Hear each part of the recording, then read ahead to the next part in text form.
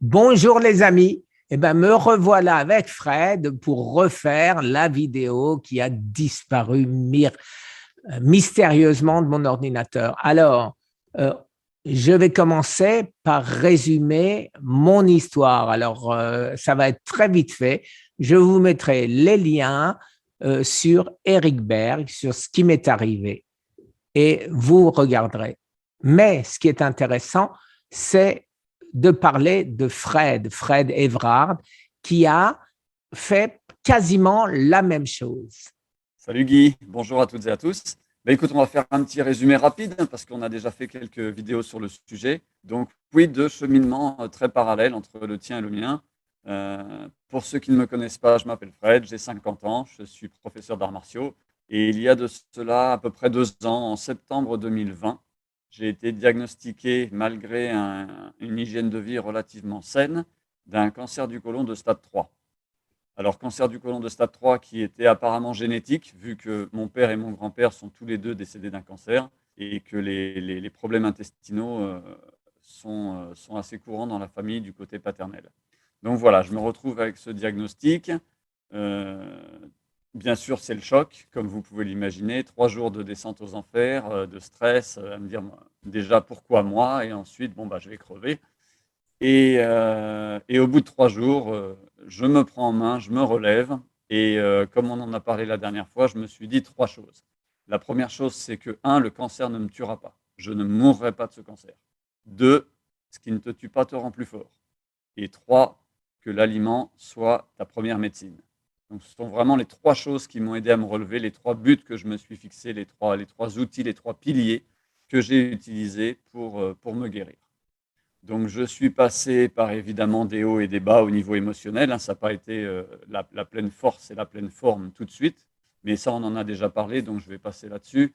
Et tout ça pour vous dire qu'au bout de 4 mois, après avoir utilisé divers outils dont nous allons parler aujourd'hui, qui sont le jeûne intermittent, la nutrition, la force mentale, l'exposition au froid, au chaud en utilisant la loi de l'hormèse, et les suppléments alimentaires, voilà en gros, hein, et l'exercice physique. Au bout de 4 mois, j'étais complètement guéri. La tumeur avait complètement disparu. Et bien que, comme on le sait, toi et moi, Guy, le cancer laisse des traces. Donc, il y a toujours une petite inflammation à combattre, il y a toujours des peurs à combattre. L'aventure n'est pas finie, mais le cancer, en 4 mois, avait complètement disparu. En ce qui me concerne, j'ai mis beaucoup plus longtemps. Je pense avoir mis 1 an. Mais par contre, j'avais un cancer phase terminale, un cancer phase 4 avec des métastases dans les os. Et au jour d'aujourd'hui, même les cicatrices qu'avaient laissées les métastases dans mes os ont disparu. Il en reste une cicatrice sur la colonne vertébrale. J'attends avec impatience mon scan qui va avoir lieu dans les mois qui suivent pour savoir si elle aussi aura disparu. Je ne suis pas inquiet. Ce qui est important, c'est de conserver la certitude qu'on y arrive parce que tout est là-dedans. Ouais, ouais. Ça fera partie Alors, des points que nous allons développer, Guy. Mais en effet, le mental, l'émotionnel et le support de notre environnement, de nos familles, nos amis, c'est vraiment très, très important. Mais le plus, c'est ici. C'est-à-dire, le jour où tu te dis, je suis foutu, il n'y a rien à faire, c'est terminé. c'est foutu. Alors, est-ce que toi aussi, tu penses que la première chose à faire, c'est le jeûne? Ah oui, oui, tout à fait. Moi, c'est comme ça que j'ai commencé, hein. Donc, pour ceux qui ne connaissent pas l'histoire, j'ai été diagnostiqué, il me semble que c'était le 10 ou le 9 septembre 2020. Euh, on m'a immédiatement, j'étais en France à l'époque, j'habite aux États-Unis, mais j'étais en France à l'époque pour mes examens médicaux. Et on m'a tout de suite dit il faut immédiatement faire chimiothérapie, radiation et une opération chirurgicale. Donc évidemment, moi qui suis dans les arts martiaux, dans la médecine traditionnelle chinoise, dans la diététique depuis assez longtemps, j'ai été un petit peu résistant à ces choses-là. Mais lorsqu'un médecin qui est censé savoir te dit si vous ne faites pas ça immédiatement, vous êtes foutu, tu te poses bien des questions. C'est le yo-yo émotionnel, c'est des doutes, c'est des peurs. Qu'est-ce que je fais? Est-ce que je fais la chimio? Est-ce que je la fais pas? Donc ça a été pendant quelques jours, voire même quelques semaines, un yo-yo émotionnel, un véritable ascenseur émotionnel. Malgré tout, Ils voulaient immédiatement commencer les traitements. Je leur ai dit non, je rentre chez moi aux États-Unis, je veux faire un autre diagnostic. Et je veux surtout voir mon épouse qui était restée aux États-Unis et je ne voulais pas rester en France tout seul. Donc, contre l'avis des médecins, je suis retourné aux États-Unis. Le temps d'avoir un billet d'avion, de partir et tout, ça faisait déjà 2 semaines en moins. Donc, ça commençait à traîner. Les médecins s'inquiétaient. J'avais de plus en plus de douleurs. Je perdais de plus en plus de poids. Je suis arrivé aux États-Unis, j'ai refait tous les mêmes examens, bilan sanguin, IRM, PET scan, etc. Ils ont confirmé le diagnostic, ils ont confirmé le pronostic et ils ont confirmé le chemin médicamenteux à Excuse-moi, faire. quel était le pronostic? Le pronostic était que donc j'étais en stade 3, limite stade 4, et avec mon histoire familiale où personne n'avait réussi à s'en sortir de ce cancer du côlon, il n'était pas joyeux. Pour eux, si je ne faisais pas immédiatement chimio, radio et opération, entre 6 mois et 1 an, j'étais mort. Et ils t'ont dit qu'avec la chimio, tu pouvais t'en sortir? Ils m'ont dit, oui, vous inquiétez pas, les mots exacts du médecin étaient le cancer du côlon, on sait faire. Ça aurait été un autre cancer comme prostate ou autre, c'est un peu plus compliqué, mais côlon, on sait faire. Ne vous inquiétez pas, on s'occupe de tout, vous ne vous occupez de rien. En gros, c'était ça. D'accord. Donc, D'accord. pour revenir sur ta question, Guy, oui, le jeûne. Donc, j'arrive aux États-Unis, je passe rapidement, j'ai passé 2 semaines à l'Institut Hippocrate en Floride, qui se spécialise dans le jeûne et l'alimentation crue pour aider les gens qui ont des maladies graves, entre autres des cancers. Je passe par là-bas, j'apprends rien de spécial parce que je connaissais un peu déjà tout ça, plus ou moins. Mais voilà, j'étais dans un environnement où les gens ne font que ça, donc c'était plutôt pas mal. Mais je m'affaiblissais, j'avais de plus en plus de douleurs. Du coup, sur la durée de la chose qui devait durer 3 semaines, je suis resté que 2 semaines et ils m'ont renvoyé chez moi en me disant on ne peut pas faire grand-chose pour vous. Donc, je suis rentré chez moi et j'ai continué le jeûne, commencé à Hippocrate. Donc, 2 semaines de jeûne au centre Hippocrate. J'ai fait une semaine de plus à la maison. Du coup, j'ai fait 21 jours de jeûne en tout, avec de l'eau. Je ne connaissais pas le jeûne sec à l'époque, donc du jeûne hydrique. Et au bout de 3 semaines, la tumeur avait diminué de 50%, puisque en rentrant du centre Hippocrate une semaine après, et après avoir fini mon jeûne, j'ai refait tout un tas d'examens, dont une IRM, qui a confirmé que la tumeur avait réduit de 50%. Donc je savais que j'étais sur la bonne voie, et ce jeûne, pour moi, a été le déclencheur de la guérison. Voilà. Tout comme moi, c'était 21 jours, 25 jours, pardon, ou 20 jours de jeûne absolument sans rien. Et après les 20 jours, je me suis dit, et si je rajoutais des choses qui sont connues comme tuant les cellules du cancer, comme donc bien sûr l'ail, enfin, etc. Mais on viendra aux nutriments plus tard. Et donc, moi, j'ai fait en tout 20 jours plus 25 jours, donc, oui, c'est ça, 45 jours en tout, mais 25 jours avec des nutriments. Et pour cela, j'ai eu beaucoup de chance parce que je l'ai appris après par Thomas Seyfried que si je ne l'avais pas fait, je serais mort. Donc, tant mieux pour moi. Là où j'ai appris à utiliser les suppléments, c'était au centre Hippocrate. Donc, eux nous donnaient tout un tas de compléments à prendre tous les jours. Et c'est là où j'ai commencé à m'y intéresser. Aujourd'hui, je me rends compte que je n'ai pas complètement suivi ce qu'ils me disaient au niveau des suppléments alimentaires parce que je me suis renseigné, je me suis mis à jour de toute la littérature scientifique, des recherches de Thomas Seyfried, de toutes les recherches sur l'alimentation et le cancer. Et voilà, tout ce qui pouvait exister en littérature scientifique accessible au public, je l'ai lu, je l'ai épluché, j'ai lu les bouquins, j'ai regardé les vidéos d'Eric Berg. Enfin bon, je suis passé par tout un tas de recherches scientifiques que tu connais bien. Et là, je me suis fait mon petit protocole de compléments alimentaires anti-cancer, d'aliments frais anti-cancer. Et bien sûr, Alors, je me suis immédiatement, après mon jeûne, remis à l'alimentation cétogène que je connaissais déjà un petit peu via le monde sportif. alors, si tu veux bien, à la fin, quand on va arriver aux nutriments, on va comparer ce que tu as fait et ce que j'ai fait.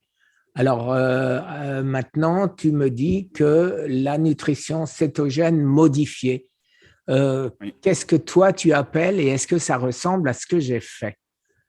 Alors, écoute, comme tu le sais, la nutrition cétogène ou keto stricte demande un très haut niveau de consommation de graisse, hein, jusqu'à 75%. Mais à la base, c'était une alimentation qui avait été développée, non pas pour les cancéreux, mais pour d'autres maladies. On ne va pas développer ça ici aujourd'hui, et qui apparemment marchait très bien.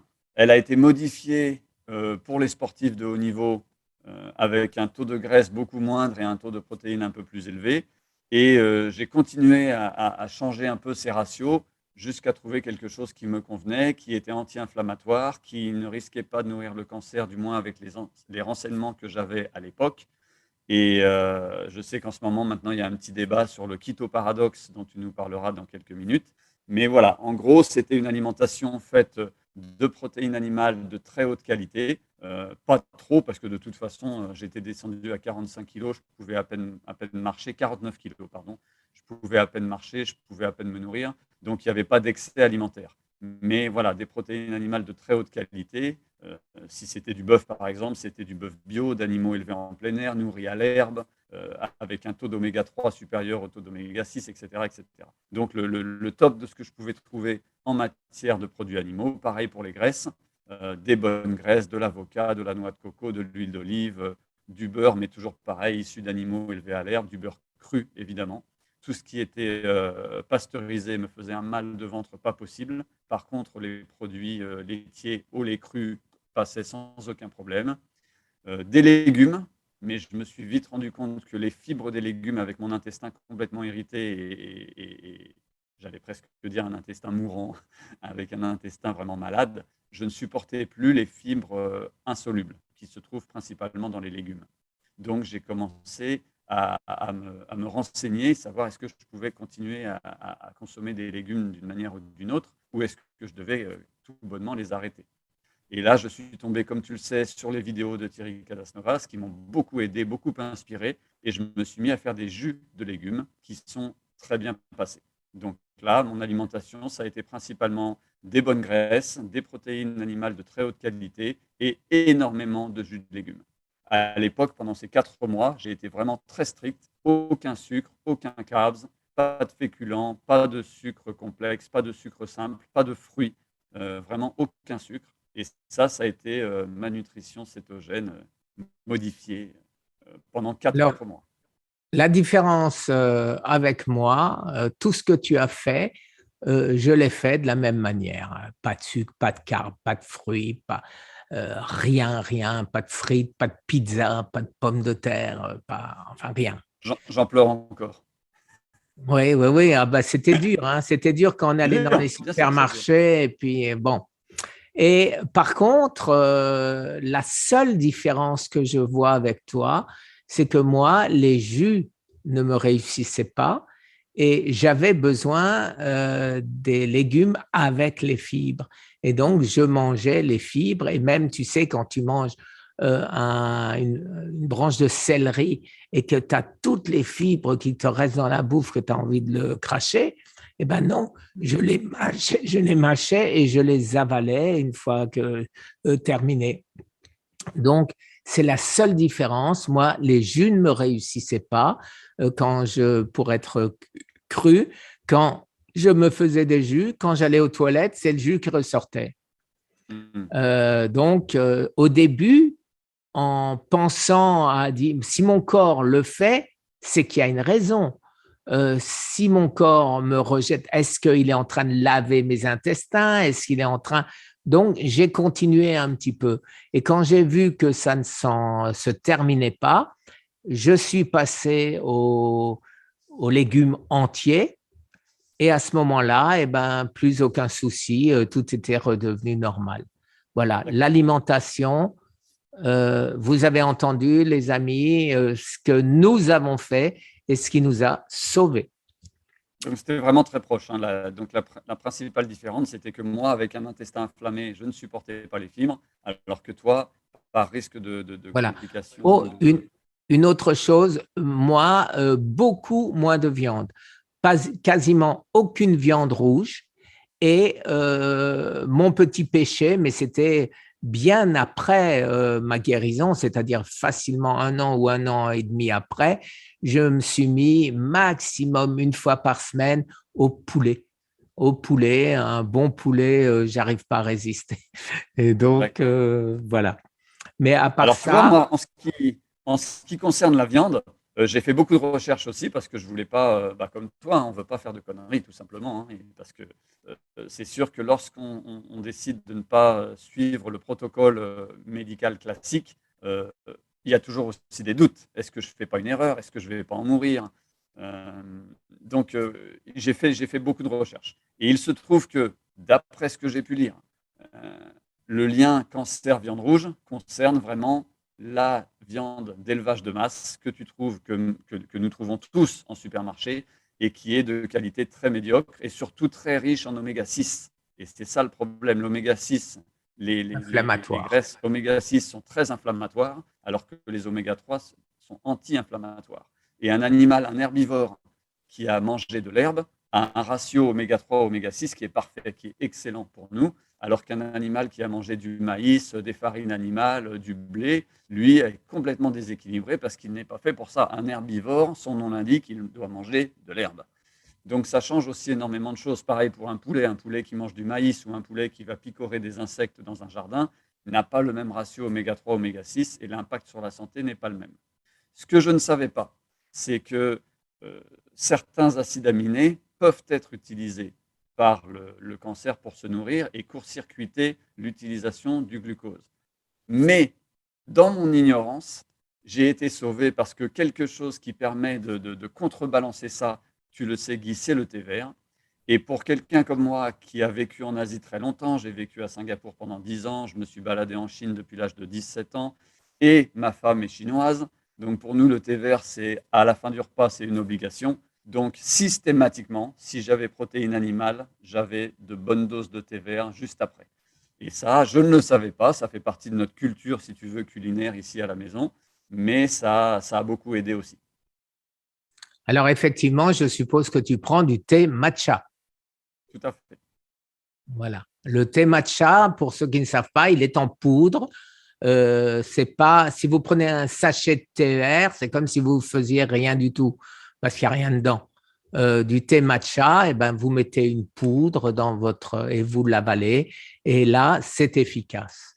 C'est effectivement un inhibiteur, ça ferme une des portes du cancer. On vous expliquera ça un peu plus tard. Alors, booster le système immunitaire. Qu'est-ce que tu as fait? Alors, écoute, laisse-moi prendre mes notes pour que je sois sûr de ne rien oublier. Juste une petite parenthèse pour ceux qui n'auraient pas vu nos précédentes vidéos, Guy, parce que je veux que tout soit très clair et très transparent.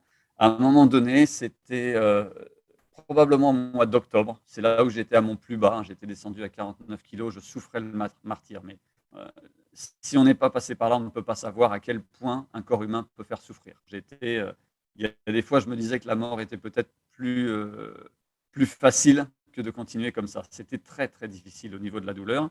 Et donc, sous les conseils de mes médecins, parce que bien sûr, j'étais tout le temps suivi pendant ces 4 mois avec des prises de sang quasiment tous les mois, voire même plus, des IRM tous les 3-4 mois. Donc, j'ai été bien suivi. Et sous les conseils de mon médecin, j'ai fait 3 séances de chimiothérapie qui m'ont beaucoup aidé avec la douleur, qui n'ont quasiment rien fait au niveau de ma guérison. Ça, c'est mes croyances à moi. Je n'impose à personne. Mais au niveau de la douleur, ça m'a beaucoup aidé. À la fin de la Mais ils troisième t'ont, séance, excuse-moi, je te coupe, ils t'ont bien dit qu'ils faisaient ça pour soigner ta douleur. tout à fait. Parce que pour eux, en fait, le Voilà. protocole qui m'a été conseillé, c'était entre 1 et 2 rounds de chimiothérapie, c'est-à-dire un round, c'est entre 6 et 12 séances, hein, selon les cancers. Donc moi, en gros, ils voulaient que je fasse entre 12 et 24 séances de chimiothérapie, suivi de 6 mois de radiation et suivi à l'issue de ça d'une opération très lourde où on m'enlèverait un bout du côlon et très probablement l'émus sphincter anneau. Donc, tu vois, c'était quelque chose de très lourd. J'ai complètement refusé parce que le pronostic n'était pas bon. Et voilà, toute cette souffrance et toute cette charcuterie, j'ai préféré ne pas passer par là. Ça ne veut pas dire que c'est ce que je conseille aux gens, hein. Comme on le dit toujours, Guy, toi et moi, nous ne sommes pas médecins. Je ne dis pas qu'il ne faut pas faire les protocoles médicaux, je dis que moi, c'est ce que j'ai choisi, parce que les chances de guérison complète à l'issue de tout ça étaient très faibles, et surtout les chances de m'en sortir valides, hein. Il voulait terminer, je devais très probablement terminer ma vie avec une poche à excréments, plus d'anus, plus de sphincter, un bout du côlon en moins. Pour moi, qui suis professeur d'arts martiaux de métier, c'était impossible de considérer la suite de ma vie. J'ai à peine 50 ans, de considérer la suite de ma vie comme ça. Donc voilà, pour être très transparent et très honnête, j'ai fait 3 séances de chimiothérapie pour ensuite revenir, bien sûr, sur tout ce qui est protocole naturel. De la même manière, moi aussi, j'ai été pris, mais moi j'ai été pris, j'irais presque dire par surprise. On me faisait des piqûres qui étaient censées réduire la testostérone, puisque la testostérone était accusée comme étant la cause du cancer de la prostate, ce qui depuis s'est avéré faux. Depuis 11 ans, de grands professeurs à travers le monde, il y a des dizaines et des dizaines de publications médicales qui disent que c'est les oestrogènes, c'est pas la testostérone. La preuve est toute bête, c'est que qui c'est qui attrape le cancer de la prostate? C'est les vieux et non pas des gens jeunes en pleine forme qui ont plein de testostérone. Et ceux qui attrapent et les vieux ont moins de testostérone. Donc, c'est évident, c'était malgré tout évident que ce n'était pas la testostérone. Mais comme tu le disais, quand on est pris au début et qu'on ne sait pas quoi faire, qu'on est perdu, eh ben moi, j'ai accepté, suite aux ulcères que j'avais épouvantables, douloureux, on m'a proposé de me faire une orchidectomie, c'est-à-dire couper les canaux derrière les testicules qui vont à la prostate. Et donc, on me l'a fait. Et depuis, bien évidemment, heureusement, j'avais 68 ou 69 ans, je ne me rappelle plus, 68, je crois. Donc, quand on m'a fait ça, ils étaient tout contents parce que j'avais que 0,7 de testostérone, c'est-à-dire quasiment plus rien, c'est-à-dire indiscernable, puisqu'on ne peut pas avoir moins que 0,7. Et ça a été ma grosse erreur, puisque c'est la seule chose, le handicap que m'a donné la médecine allopathique, et j'aurais pu m'en passer puisque aujourd'hui c'est prouvé, mais c'est trop tard, il n'y a plus rien à faire. Eh oui. C'est ça qui est terrible, et c'est pas ta grosse erreur, c'est leur grosse erreur. Oui, Et c'est oui. là où les gens souvent nous disent mais vous êtes fous de ne pas avoir fait confiance à la science, etc. Et ce n'est pas une question de confiance. Un, c'est une question de choix en pesant le pour et le contre.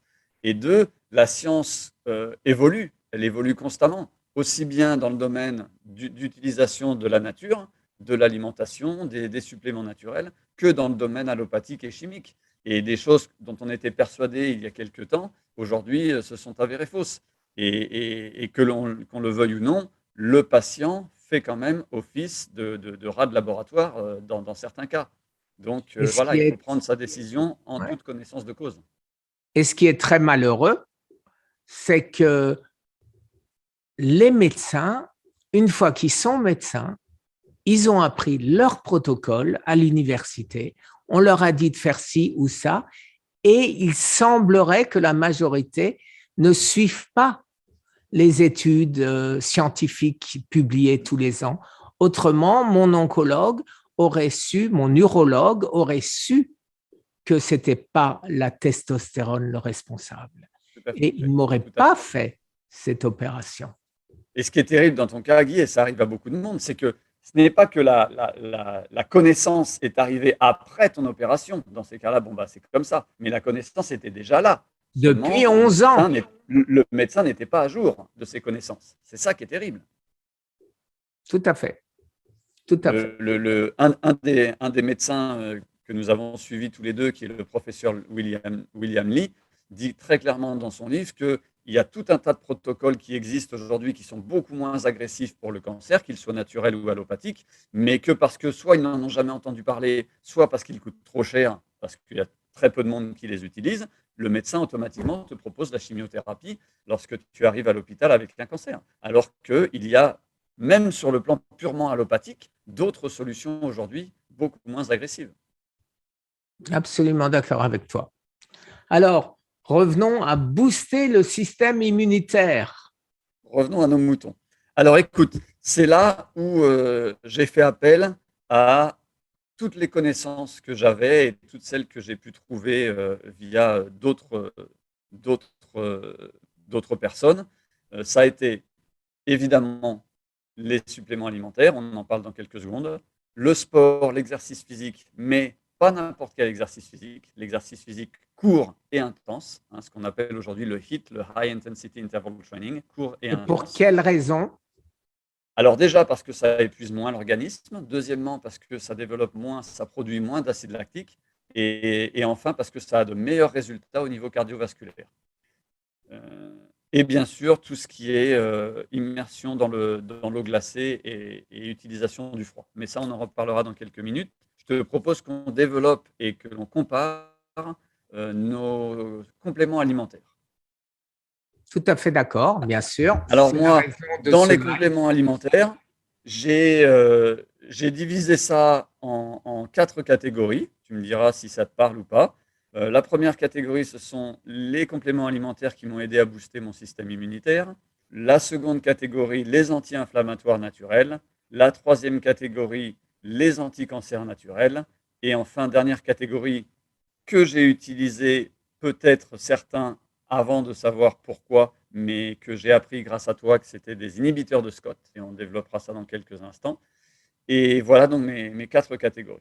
Donc booster le système immunitaire, écoute, j'ai utilisé de la vitamine C, j'ai utilisé bien entendu de fortes doses de vitamine D3 couplées à de la vitamine K2, donc j'en utilisais, écoute, laisse-moi te dire les chiffres exacts, parce que 30 000 unités internationales couplées à 300 mg de K2. Donc ça a été le deuxième type de complément alimentaire pour le système immunitaire. J'ai utilisé du zinc à raison de 30 mg aussi par jour. Et bien entendu, quelque chose qui joue et sur le système immunitaire et sur le côté anti-inflammatoire, les oméga 3. Et Alors, en ce toi, qui pour me le système concerne, immunitaire, qu'est-ce que tu as pris? effectivement, c'était quasiment pareil. Moi, j'ai pris, comme je mangeais pas beaucoup hein, et que j'ai continué, donc je me suis dit que zinc, j'en prenais 50 mg et non pas 30. J'ai rajouté les autres minéraux, c'est-à-dire sélénium, magnésium, potassium. Au niveau de la D3, de la K2, pareil que toi, mais avec en plus beaucoup de soleil, puisque je passais au moins 1 heure par jour dehors au soleil. Et toutes les vitamines, en particulier B1, B12, bien sûr la vitamine C, tu l'as dit, mais en plus un peu de vitamine A. J'irais dire pratiquement toutes les vitamines, mais pas en complexe parce que les doses sont beaucoup trop faibles. J'ai acheté en faisant très attention aux doses. Alors oui, je suis tout à fait d'accord avec toi pour bien sûr avoir une panel de vitamines et de minéraux tout à fait complète hein, et l'exposition au soleil. Moi, ce que je faisais, je n'ai pas tout pris sous forme de complément parce que mon alimentation me permettait d'absorber de grandes doses de minéraux et de vitamines via les jus. Hein. Donc dans des jus, je passais vraiment de grosses quantités de légumes. Je consommais aussi, comme tu le sais, des graisses animales de très haute qualité, donc par exemple du beurre ou du beurre clarifié, qui m'ont beaucoup aidé avec les doses de vitamine A. Et je passais aussi énormément de temps dehors, quel que soit le temps, quelle que soit la température, torse nu dehors au soleil. Voilà. Donc là, on est quasiment pareil, c'est-à-dire que. Alors, il faut bien dire qu'il n'y a pas une recette. Il n'y a pas une recette. Chacun trouve. Notre corps nous dit ce qu'il a besoin. Et moi, je vois bien que de temps à autre, quand mon corps me disait j'ai besoin d'une Häagen-Dazs, eh ben, je savais que ce n'était pas une glace hein, ou un hamburger. Je sais bien que ce n'était pas mon corps qui parlait, c'était ma tête, c'était mon envie d'une Häagen-Dazs ou d'une friandise ou d'un gâteau, etc. Et mais très vite, on se rend compte la différence entre les besoins de son corps et les besoins de notre bouche. Et ça, c'est Et de important. Je nos ne sais habitudes. pas si ça t'est arrivé aussi, mais on différencie l'envie du besoin. Tout à fait. Oui, tout à fait. Tout à fait. Ouais. Moi, pareil. Donc, on continue sur nos catégories, différentes catégories de suppléments alimentaires. Les anti-inflammatoires naturels. Donc là, évidemment, j'ai consommé énormément de curcuma, hein, du turmeric, et d'oméga 3. Ça a été vraiment… Alors, le curcuma, je l'utilisais principalement frais dans mes jus, mais aussi sous forme de poudre dans mon alimentation et également sous forme de complément pour vraiment en avoir un maximum disponible pour mon corps. Et les oméga 3, donc moi j'utilisais des compléments à base d'huile de foie de morue. Et ensuite j'ai rajouté, grâce à nos échanges, le DHA, euh, de manière à avoir un complément encore plus puissant par rapport à, 500 milligrammes. à 500 mg, tout à fait. Ouais. Alors, en ce qui me concerne, eh ben, j'étais peut-être, je le savais qu'il y a beaucoup de choses que je faisais qui étaient peut-être pas nécessaires. Mais comment savoir ce qui est nécessaire de ce qui ne l'est pas quand ça marche? Alors, quand des médecins me disaient, vous devriez réduire, je disais, lesquels? Ben, qu'est-ce que je peux en savoir? Alors, quand ils me disaient, qu'est-ce que je peux en savoir? Je disais, et moi, je dois savoir. Donc, je continuais à prendre tout. Donc, je prenais donc de l'ail. Alors, l'ail, comment savoir, par exemple, quel est l'ail, euh, comment ton corps l'accepte et comment ton corps l'assimile. Alors, je prenais l'ail frais, je prenais l'ail noir, je prenais l'ail en poudre et je prenais l'ail en cachet. Et j'ai fait pareil pratiquement pour le curcuma, pour le gingembre, etc., etc., pour absolument tout ce qui pouvait être mangé en poudre et naturel. Et encore aujourd'hui, je continue poudre et naturel pour beaucoup de nutriments. Tout à fait. Et là, Voilà. donc, on va rebondir, écoute, avec l'ail, on va rebondir sur les aliments et les suppléments dits anti-cancer. Ou en tout cas, même si ce terme peut faire un peu mal aux oreilles à certains, mais en tout cas qui sont supposés aider dans les cas de cancer. Et là, tu l'as bien dit, hein, les deux principaux, il y en a beaucoup, mais les deux principaux sont l'ail et le thé vert, principalement le thé vert en poudre, tel qu'on le trouve en Asie. Et nous avons parlé du matcha japonais, mais il y en a d'autres équivalences en Chine. Parmi ces aliments dits anti-cancer, j'avais une liste et je piochais allègrement dans cette liste tous les jours pour mes repas. Mais pour faire simple, j'ai utilisé des noix. Alors la noix entière, bio et crue, qui est censée aider dans le cas du cancer du côlon, très spécifiquement. De l'ail, évidemment, du thé vert, évidemment, de l'huile d'olive, évidemment, du curcuma, les oméga 3, le céleri, et voilà. Donc, Le il y en a encore gingembre. beaucoup, hein, mais ça, le gingembre, j'en utilise un peu, mais j'ai horreur de ça. Ah Donc, bon. j'en ai pas mis trop, mais j'utilisais évidemment énormément son cousin, le curcuma. Mais voilà, en gros, quelques produits issus de ma liste, et je sais que tu utilisais aussi beaucoup de ces produits. Et bien sûr, les jeunes pousses de brocoli. Très Voilà. important Alors, pour lutter contre le cancer. effectivement, les jeunes pousses de brocoli. Et toi, en plus de ce que toi tu mangeais, je mangeais de la tomate, le seul aliment cuit, parce que c'est très bon pour le cancer de la prostate. Mais comme tu le disais, ça c'est spécifique au cancer de la prostate. Tout à fait. J'en Donc, ai beaucoup entendu parler très étonnamment, alors qu'on dit en général que les produits crus sont supérieurs au niveau de la micronutrition. Et c'est vrai, la tomate, pour les cas de cancer et entre autres le tien, est très recommandée sous forme cuite, voire même sous forme de jus, hein, de sauce, pardon. Oui, J'entends tout à fait. souvent la fameuse Oui, sauce tomate à l'italienne, que c'était magique dans certains cancers. oui. Je te suis. Alors maintenant, qu'est-ce que tu as fait encore qui était commun à ce que je fais? Alors, j'ai rajouté une catégorie de suppléments qui m'ont été recommandés par un ami médecin en France.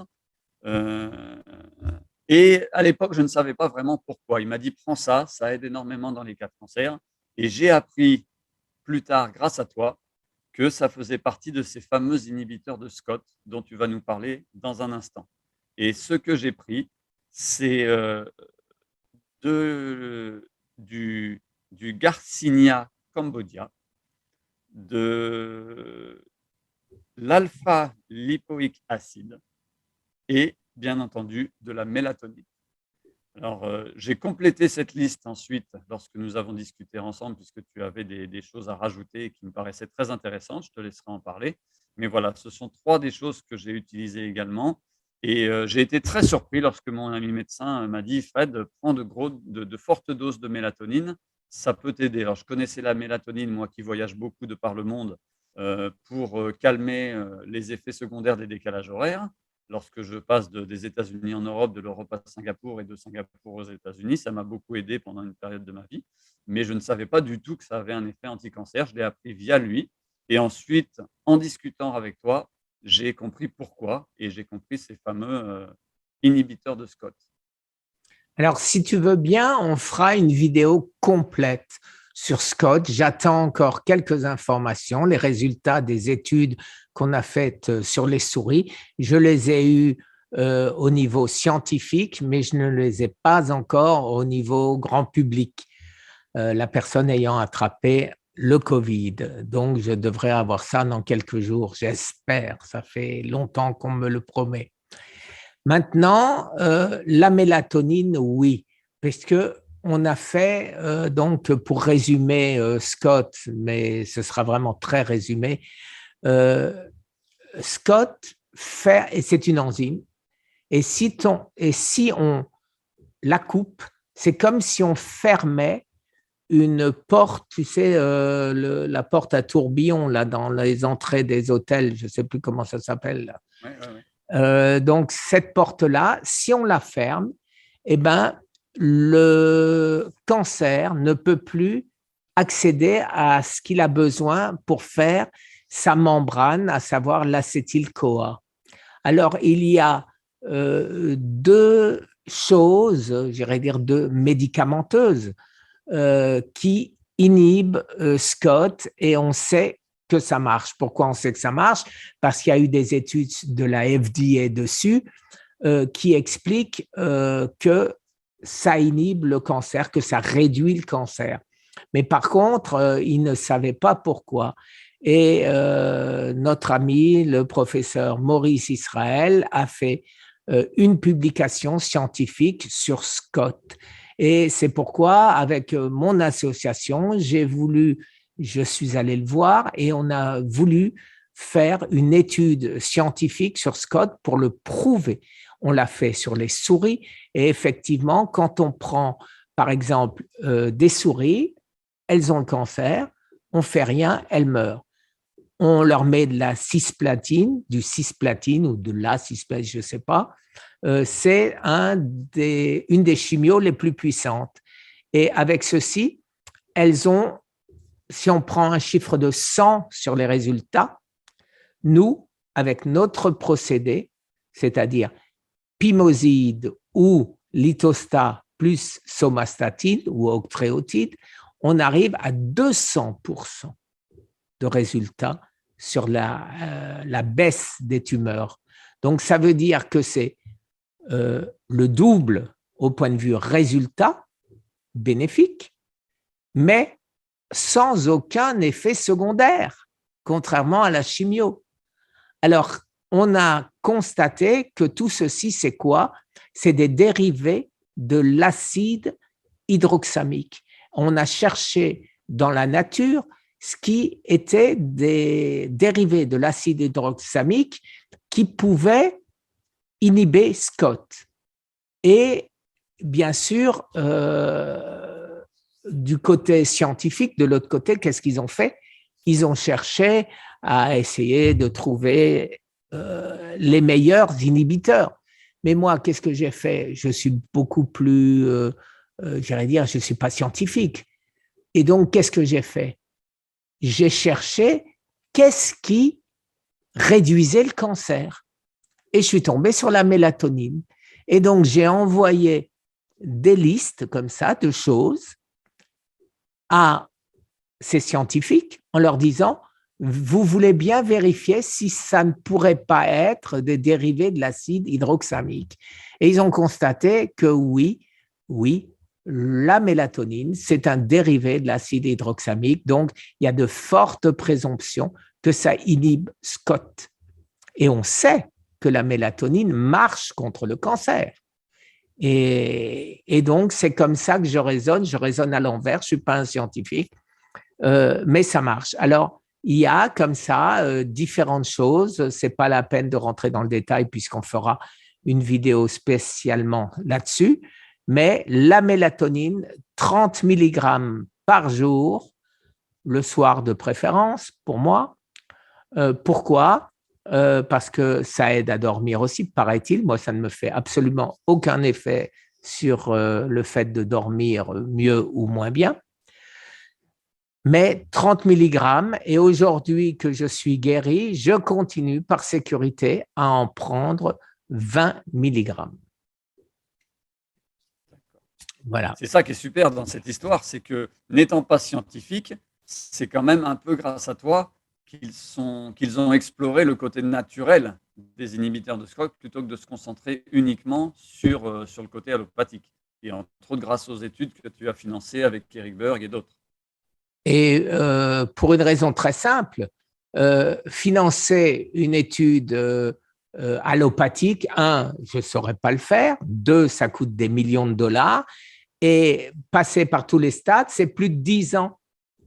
Et ça veut dire combien de millions de morts?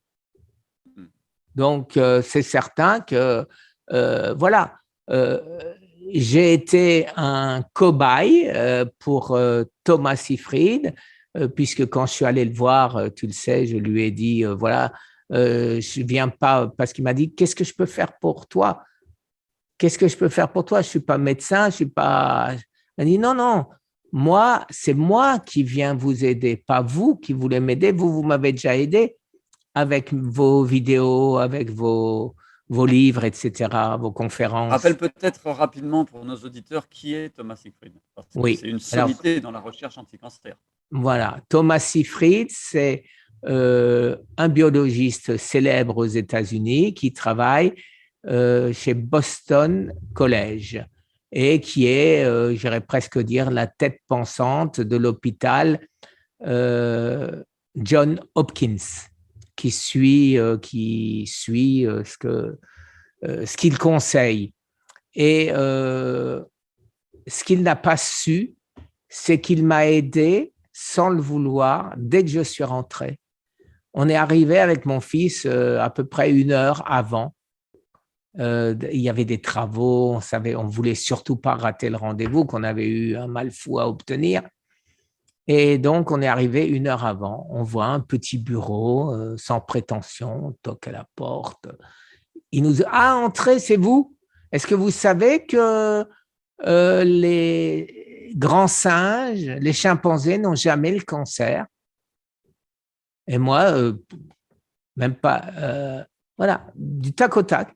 Et moi, je réponds comme ça, c'est normal. Ils ne peuvent pas aller au supermarché acheter du Coca-Cola, ni chez McDo. On rit, et puis voilà, la glace était rompue, et le rendez-vous qui était d'une demi-heure, pardon, était devenu 2h30, ou je ne me rappelle plus exactement. Mais très long, après il pleuvait, il nous a ramenés à notre voiture, et on est rentré à l'hôtel avec mon fils, et je lui dis, à mon fils, bien sûr, il ne sait pas qu'il m'a dit ce que je devais faire dès notre entrée. Il fallait que je mange comme les grands singes. Il m'avait déjà aidé. Voilà. Et c'est pourquoi j'ai mangé cru, j'ai mangé des légumes, et voilà, à l'exception des fruits. Pourquoi à l'exception des fruits? Dans la jungle, un fruit, il est naturel. Dans mon supermarché, il n'a plus rien de naturel, il n'y a plus que du sucre dedans. Voilà la raison pourquoi je me bats contre la viande rouge et je me bats contre les fruits, parce qu'ils n'ont plus rien de naturel. Si j'avais la chance de ne pas vivre à Miami et de vivre quelque part où je peux acheter de la saucisse faite naturellement, comme autrefois, eh ben, je mangerais de la saucisse. Et je mangerais voilà, le seul endroit où je peux trouver un peu quelque chose, c'est des fois chez Costco, parce qu'ils vendent des trucs, des charcuteries, pas de nitrate, pas de nitrite, pas d'additifs, pas de ci, pas de ça. Mais c'est la seule charcuterie que je mange. Et quand je vais dans d'autres supermarchés, je vois la liste des ingrédients qu'il y a dans je la pose. Je la pose. C'est terrible. La qualité de notre alimentation, c'est une catastrophe. Guy, pour la saucisse, il faut qu'on aille faire un tour en Lozère sur l'Aubrac. On va manger de la vraie saucisse pour fêter notre guérison. Eh bien, écoute, avant, je viendrai te voir chez toi, puisque tu habites à quelques heures de chez moi. Je viendrai te voir et puis tu me feras connaître plein de bonnes choses et où acheter de la bonne viande aussi, puisque moi, j'en connais pas. J'ai acheté une viande chez Costco, emballée, elle était extraordinaire sur le papier, elle était infecte. Elle était infecte, elle était dure, immangeable. C'est terrible. La qualité, aussi bien la qualité nutritionnelle que la qualité toxique de notre alimentation. Ici, on a de la chance, on a une ferme. J'ai un fermier ici qui est à 10 minutes de chez moi, qui élève ses propres vaches, une petite race de petites vaches qui sont élevées à l'herbe, qui vivent en pâturage toute l'année. Et voilà, il découpe un animal de temps en temps, et quand tu viens, tu ne te dis pas je voudrais 5 entrecôtes. Tu dis qu'est-ce que vous avez aujourd'hui, et tu prends ce qu'il y a. Et c'est vraiment de la très très bonne qualité. Et il fait de la tout ça pour dire que l'alimentation est vraiment super importante, et ta rencontre avec ce grand professeur, cet éminent chercheur du cancer, te l'a prouvé une fois pour toutes. Alors, je vais redire peut-être quelque chose. Quand je suis arrivé, j'étais à mon 21e jour de jeûne. J'avais du mal à marcher, j'avais la bouche complètement desséchée. Enfin, j'étais un mort-vivant. Et il m'a mis en garde de ne pas dépasser 25 jours en me disant que 25 jours, ça devient mortel. Et il m'a donné l'exemple d'une de ses amies qui a fait 25 jours de jeûne et elle est morte. Et elle est morte, et donc, comme elle avait donné son corps à la science, ils ont fait une autopsie et ils ont remarqué qu'elle n'avait plus aucun cancer. Par contre, elle était morte dénutrie, puisque au bout d'un certain temps, le cancer nous a tellement abîmés que même quand on mange, eh ben, notre corps n'est plus capable d'assimiler les nutriments qui nous sont nécessaires. Et donc, on meurt dénutri. Et de ce fait, quand il m'a expliqué ça, il m'a dit 7 jours, c'est le maximum. C'est le maximum parce que notre corps a des nutriments, des réserves de nutriments pour 7 jours. Alors aujourd'hui, pour te donner une idée, je suis à mon 7e jour de jeûne. C'est pourquoi je suis peut-être moins frais que d'habitude. Alors, je n'ai pris, je n'ai pris aucun nutriment pendant 7 jours. Et je vais recommencer demain parce que j'aurai dépassé les 7 jours autrement. Voilà. Alors, si tu veux bien, on va mettre aussi un peu les choses dans leur contexte, c'est-à-dire que quelqu'un qui a un cancer ou qui a eu un cancer n'est pas dans le même état physiologique que quelqu'un qui n'en a pas. C'est-à-dire que le jeûne, pour quelqu'un qui n'a pas de cancer et qui n'est pas à la limite de la dénutrition, on peut tenir plus longtemps que 25 jours. Je connais moi personnellement des gens qui ont fait 40 jours de jeûne et ça s'est très bien passé et ils ne sont pas morts. Par contre, c'est vrai que la plupart des gens qui ont un cancer sont dénutris déjà, hein. On manque énormément de minéraux lorsqu'on est cancéreux, d'où tous les suppléments, d'où les jus de légumes de mon côté, etc. etc. Et donc, c'est là où il faut faire attention. Et il faut vraiment bien garder à l'œil les périodes de jeûne, bien écouter son corps et faire attention de ne pas tomber dans la dénutrition, parce que le but, justement, lorsqu'on a un cancer, c'est de trouver cet équilibre entre affamer le cancer et nourrir le corps au maximum. Et les médecins te le disent dès le début, hein, lorsque tu arrives à l'hôpital en service d'oncologie, ils te disent les gens qui partent les premiers sont ceux qui ont perdu le plus de poids. Donc, Tout à fait. il faut vraiment faire attention à son niveau de nutrition et plus encore de micronutrition. Les vitamines, les minéraux, les oligo-éléments, les enzymes, etc. C'est très, très, très important. L'exercice physique, oui, pour moi, l'acide lactique, c'était extrêmement important puisque le cancer Otto-Warburg, c'est l'acide lactique au lieu d'ATP quand les mitochondries ne marchent pas, ne fonctionnent plus. Et donc, les mitochondries ne brûlant plus le glucose, les glucides, qu'est-ce qui se passe? Eh ben, elles fabriquent à la place, notre corps fabrique de l'acide lactique qui crée de l'inflammation, qui crée le cancer. Donc ça, c'est extrêmement clair. Donc, le sport, comme le sport donne les crampes quand on fait trop de sport, les crampes, c'est quoi? C'est des excès d'acide lactique. Toi, sportif, tu me confirmeras ou pas. Alors, qu'est-ce que je fais, moi, parce que j'avais perdu tous mes muscles, euh, puisque je n'ai plus de testostérone. Et donc, ben, il faut bien que je compense en faisant un peu de sport. Alors, je fais 3 fois 10 minutes, en gros, par jour, mais intensif, intensif. Je monte sur mon vélo d'appartement, non pas pour aller à mon ordinateur, mais pour faire du sport.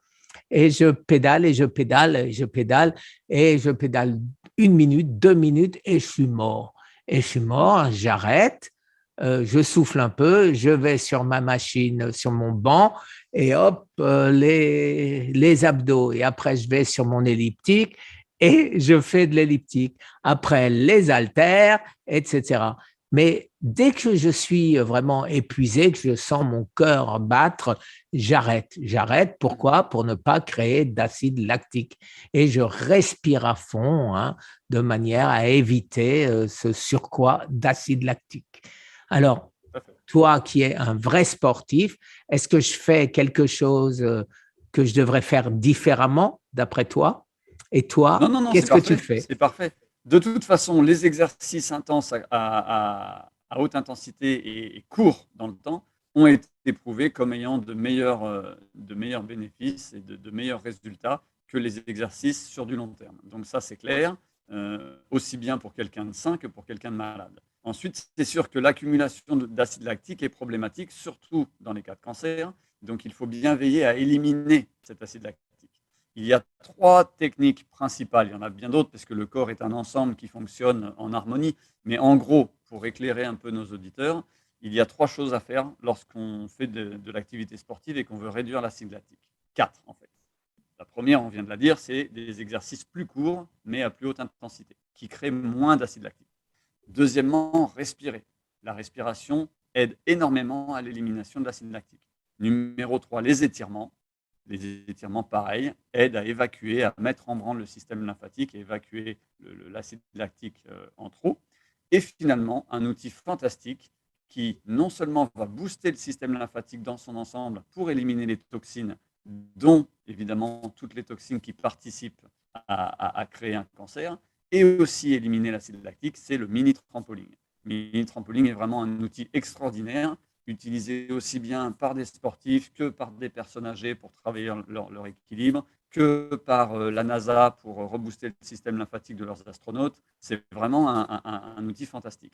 Donc 3 à 5 minutes de mini trampoline par jour permet d'éliminer énormément d'acide lactique et d'éliminer énormément de toxines, de booster le système lymphatique, qui est le seul système dans le corps qui ne fonctionne pas au repos, mais qui ne fonctionne que lorsque le corps s'active et lorsqu'on est en mouvement. Donc, le mini trampoline, pour moi, ça a été et c'est un outil absolument indispensable pour toute personne combattant un cancer et toute personne qui veut éviter des grosses poussées d'acide lactique, donc toutes les courbatures qui vont avec le lendemain, etc. C'est vraiment un outil super.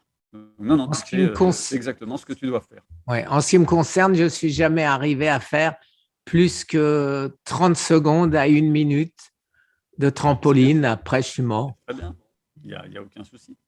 Il faut écouter son corps, il faut faire ce que ton corps te dit et Bon, utiliser les outils dont on sait qu'ils marchent. Voilà. il faut dire que je n'ai jamais été un grand sportif, pas sportif du tout. Et en plus de ça, j'ai 70 ans, j'en ai pas 50. Tout à fait. Voilà Voilà. donc pour le mini trampoline. Ensuite, la loi de l'Hormèse, on en a souvent parlé tous les deux et on en parlait encore en antenne tout à l'heure, et l'exposition au chaud et au froid. Ça fait partie des choses qui boostent énormément le système immunitaire, qui renforcent les défenses naturelles du corps, qui poussent le corps à s'adapter. Donc l'adaptation est vraiment quelque chose de très important lorsqu'on combat tout type de maladie et qu'on tend vers la pleine santé. Et l'exposition au chaud, donc le sauna principalement, c'est ce dont on parle le plus souvent lorsqu'on parle de cas de cancer, et l'exposition au froid avec la cryothérapie, soit la méditation dans la neige, soit l'exposition dans l'eau froide, les douches froides, ou les cascades et les lacs glacés en hiver, tels que je les pratique moi ici en Caroline du Sud. Donc tout ça, ce sont vraiment des choses très très très importantes. Maintenant, tout ça, c'est réalisable à une seule condition, qu'on ait le mental. Bah, comme on l'a dit tout au début, hein, le mental, le fait d'être persuadé, un, qu'on va guérir, deux, d'avoir la force de continuer un protocole qui n'est pas facile, hein, de jeûner, de pratiquer le jeûne intermittent et de ne manger qu'une fois ou deux fois par jour, d'avoir une nutrition très stricte, d'éviter tous les sucres, tous les produits transformés, tous les aliments et boissons où il y a des produits chimiques, des sucrants chimiques, toutes ces choses-là, il faut vraiment éviter. Et ça demande une discipline, ça demande une force mentale, ça demande de la régularité. Et si on se bat contre son propre mental, c'est extrêmement difficile. Si en plus de ça, on doit se battre contre sa famille et ses proches, c'est encore plus compliqué. Donc, on a la chance, toi et moi, d'avoir des épouses qui nous ont soutenus dans notre combat et dans notre guérison, hein, avec tous les sacrifices, surtout alimentaires, mais pas que ça implique. Et le mental est très, très important. Si vous décidez dès le départ que vous allez guérir et que c'est possible, vous mettez toutes les chances de votre côté. Alors, je ne dis pas que ça fait tout, hein, mais on met quand même la balle dans son coin. Alors, ce que je peux vous dire, les amis, c'est que je suis bien évidemment 100% d'accord avec Fred, mais surtout que le mental, sans le mental, tout le reste est impossible à faire. Comment voulez-vous jeûner sans jamais craquer si vous n'avez pas le mental, si vous n'avez pas décidé dans votre tête que vous allez survivre, si vous vous dites « je suis foutu », j'ai aucune chance, les médecins ont raison, voilà, quand on a un cancer phase 4 terminal, eh ben, on a un maximum 2 ans à vivre. Alors, comme m'a dit mon oncologue le premier jour, enjoy the life, profite de la vie. Quand je suis allé en France, on m'a dit profite de la vie. Quand je suis allé en Espagne, on m'a dit disfruta de su vida. Ils sont tous allés à la même école ou quoi? Mais quoi qu'il en soit, une fois qu'on est convaincu dans sa tête qu'on ne va pas mourir, eh ben on ne meurt pas. Parce que notre cerveau, c'est lui qui commande. Et il commande qui? Il commande notre corps. Et notre corps, eh ben, à ce moment-là, c'est facile. C'est facile de jeûner. Vous n'avez plus faim parce que vous êtes en cétose au bout de 3 jours. Les 3 premiers jours sont la première fois un peu difficiles. Aujourd'hui, à mon 7e jour de jeûne, j'ai absolument pas faim et je le fais par sécurité puisque je suis guéri. Mais une fois par trimestre, au moins, je fais 7 jours de jeûne. Alors, est-ce que c'est utile? Est-ce que c'est pas utile? Je n'en sais fichtrement rien.